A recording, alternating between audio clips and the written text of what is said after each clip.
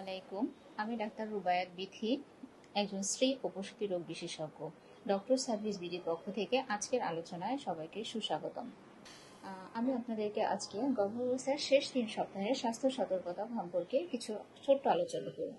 গর্ভাবস্থার শেষ 3 সপ্তাহ 37 থেকে 40 সপ্তাহ এই সময়টাকে আমরা ফুল টার্ম প্রেগনেন্সি বলি।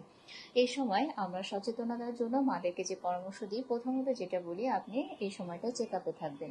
এই চেক আপের মধ্যে অন্তর্ভুক্ত হবে মায়ের ব্লাড প্রেশার, বাচ্চার হার্টবিট চেক এবং ইউরিন পরীক্ষা। কারণ এই সময়টায় আমাদের সবচেয়ে স্বাস্থ্য জটিলতা, যেমন প্রি এক্লাম্পসিয়া বা গর্ভ অবস্থায় হাই ব্লাড প্রেশার, এটি খুবই ক্ষতির একটা কারণ হতে পারে মা এবং বাচ্চার জন্য। দ্বিতীয়ত, আমরা মায়েদেরকে পরামর্শ দিয়ে থাকি, মা আপনি এই সময় আপনার বাচ্চা নড়াচড়া খেয়াল করবেন। সারা দিনে যদি 8 থেকে 10 বার বাচ্চা নড়াচড়া করে তাহলে বাচ্চা সুস্থ আছে। তৃতীয় উপদেশ আমরা দিয়ে থাকি যে এই সময়টায় যদি আপনাদের তলপেটে কোনো ব্যথা, পানি ভাঙা, রক্ত ভাঙা এ ধরনের কোনো অসুবিধা ফিল করেন, তাহলে দ্রুতই আপনি চিকিৎসকের পরামর্শ নেবেন। এর পরিশেষে বলতে চাই, আপনি মানসিকভাবে প্রস্তুতি নেন, আপনার জন্য একটা নতুন জীবনের আগমনে ঘটবে। মানসিক প্রস্তুতি নেন ডেলিভারির জন্য। ধন্যবাদ।